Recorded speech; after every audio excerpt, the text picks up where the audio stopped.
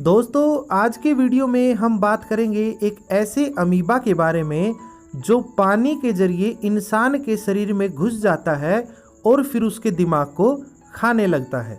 तो बिना किसी देरी के चलिए शुरू करते हैं। जय हिंद दोस्तों, मैं प्रवीण शर्मा और आप देख रहे हो सिंपल हिंदी फैक्ट। दोस्तों अमेरिका के राज्य टेक्सास में सरकारी जलापूर्ति व्यवस्था में एक ऐसा अमीबा मिला है जो दिमाग में जाकर उसे खाने लगता है।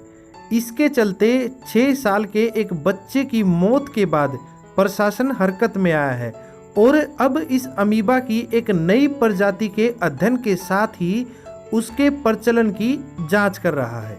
इसको लेकर टेक्सास के 8 शहरों के लोगों को चेतावनी दी गई है और लोगों को कहा गया है कि वे घर में सप्लाई होने वाले पानी का उपयोग न करें।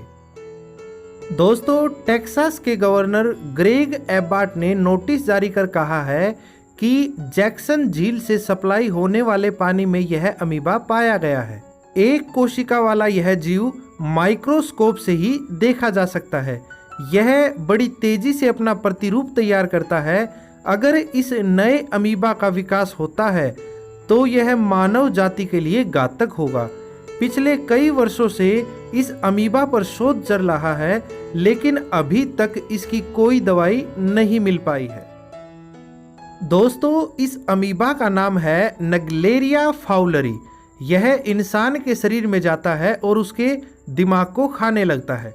दोस्तों पिछले 10 साल में इस जीवाणु से ग्रसित होने के 34 नए मामले सामने आए थे, लेकिन फिर भी इसको नज़रअंदाज नहीं किया जा सकता। इस अमीबा ग्रस्त रोगियों में मृत्यु की दर 97% से अधिक है। संयुक्त राज्य अमेरिका में 1962 से लेकर 2018 तक 145 संक्रमित व्यक्तियों में से केवल 4 व्यक्ति ही बच पाए हैं। अब आप इस बात से अंदाज़ा लगा लीजिए कि यह अमीबा कितना खतरनाक होगा। ताजे पानी में पाया जाने वाला यह सूक्ष्म जीव नाक के जरिए दिमाग तक पहुंचता है और वहां जाकर अपना संक्रमण फैलाता है। दोस्तों इस अमीबा से संक्रमण एक व्यक्ति से दूसरे व्यक्ति में नहीं फैलता है। अमेरिका के centre for disease control and prevention ने कहा है कि अमीबा का यह संक्रमण दुर्लभ है। यह मिट्टी, गर्म झील, नदी, झरने और अच्छी तरह से रखरखाव नहीं किए जाने पर स्विमिंग पूल में पाया जाता है। दोस्तों नेग्लेरिया फाउलरी एक एकल कोशिका वाला ऊष्मा प्रेमी जीव है। यह 46 डिग्री सेल्सियस तक के उच्च तापमान पर सबसे अच्छी तरह बढ़ता है और अगर तापमान इससे और ज़्यादा होता है तो यह उच्च तापमान पर छोटी अवधि के लिए जीवित रह सकता है।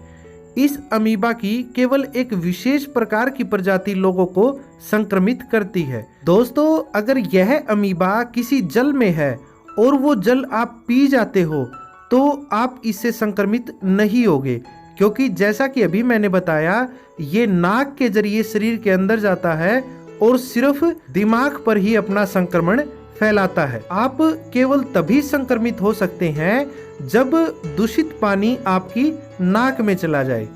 यह आमतौर पर तब होता है जब लोग गर्म ताजे पानी के स्थानों में जैसे कि झील और नदियों में तैरते हैं। तब यह अमीबा नाक से मस्तिष्क तक पहुंच जाता है, जहां मस्तिष्क के ऊतकों को ये नष्ट कर देता है।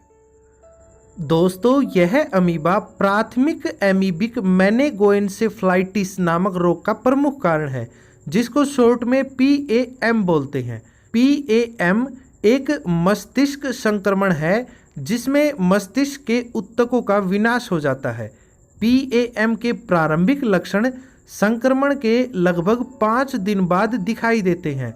अगर इसके प्रारंभिक लक्षणों की बात करें तो उसमें सर दर्द, बुखार, नाक से खून बहना या उल्टी आना शामिल होते हैं और इसके बाद के लक्षणों में गर्दन कठोर हो जाती है, भ्रम होने लगता है, लोगों और परिवेश पर ध्यान न दिया जाता है, संतुलन की कमी हो जाती है, दौरे और मति भ्रम होने लगती है। दोस्तों यह रोग इतना खतरनाक है के लक्षणों की शुरुआत के बाद यह तेजी से बढ़ने लगता है और आमतौर पर 5 से 10 दिन के भीतर इंसान की मृत्यु हो जाती है। तो दोस्तों ये थी इस अमीबा से जुड़ी हुई कुछ बातें। उम्मीद है वीडियो आपको पसंद आई होगी।